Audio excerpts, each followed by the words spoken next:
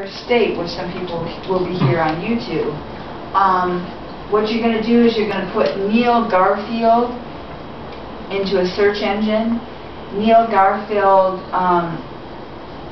I think his blog is called Living Lives WordPress.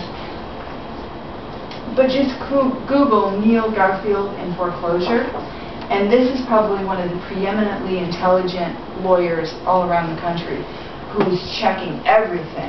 You can find lawyers on that website, other people who are in your particular position. And there's another woman on YouTube whose name is her name is Christine E. Springer. That's her channel, Christine E. Springer. She has lots of videos that will kind of walk you through the different things you need to know. As well, she is a very highly qualified loan auditor, which is what you need. If you're going to go to court, and you're going to fight for your house, anything like that, you need a loan audit.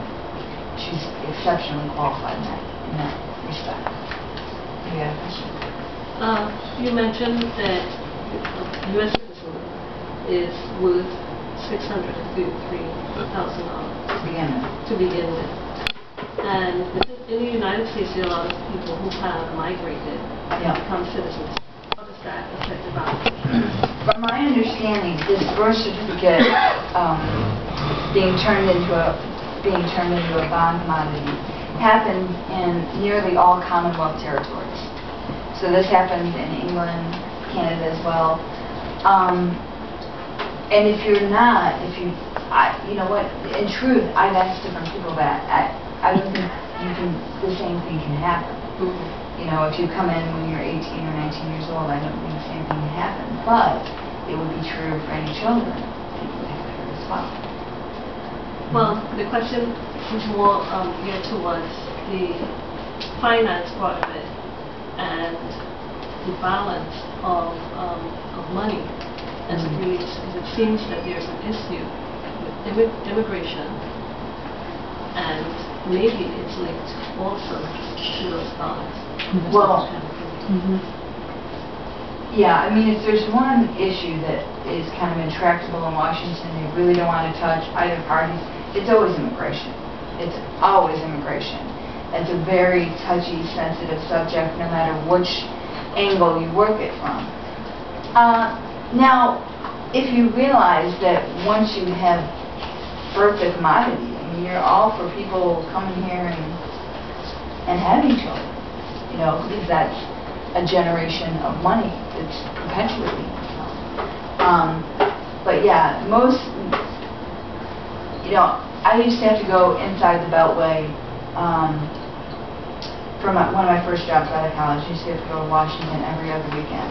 And it didn't take me more than a couple months to realize it was all of it about money. It was not about principles. It wasn't about anything. Even half the stuff people were talking about, it wasn't about that. It's just about money. It was a very hard place for me to have to be in for any amount of time. But that, it was obvious. So completely obvious. So somebody is benefiting in that respect. And one more, there's one more. I have 1, 2, and then that's it. Oh, okay. I've read several articles saying that a lot of the money, the gold is missing. That they did test on the gold. I think there was a payment from the United States to China. China decided to test the gold, and they drilled the gold bars, and it's not. And all this money is missing. I mean, all this gold is missing. Plus the fact that on every corner they're trying to buy gold from people. What do you have to say about that? Well, you have to remember that when we transferred out of the previous money system that we did have independently into a Federal Reserve system, all gold was confiscated. I mean, there were ads in the newspaper, turn in your gold, you need to turn in your gold. And honestly, gold is, you know, if you're having an economic implosion, that's immediately something that you can sell for some kind of value. You know, you can't do that with your sneakers, your glasses, anything else. So I think a lot of the buying on the corner is just it's just a function of a collapsing economy and people trying to get out at all. Questions come in when you have a country like North Korea show up to sell billions of dollars worth of gold. where do they get this? And the country with the most voluminous amount of gold is India. It's India. But gold becomes less of an issue when you have a money system that's just printing and printing and printing and printing and printing money and nothing backs it up at all.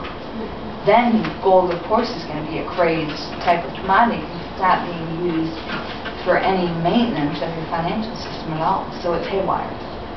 So I think gold is haywire. I don't own any gold. But, Can I make a comment? I'm just seeing something that the commodity that backs the dollar is us. yes. Right. And if manufacturing is declining, Yes. what are we good for anymore? You know, if we're not making something, what are we good for? How are we going to contribute? You know, where is our value really anymore?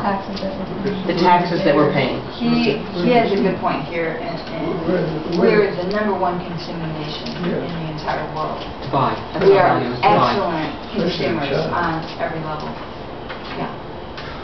And truthfully, the entrance into the Aquarian Age and the Golden Age and kind of the restoration of this paradigm isn't about.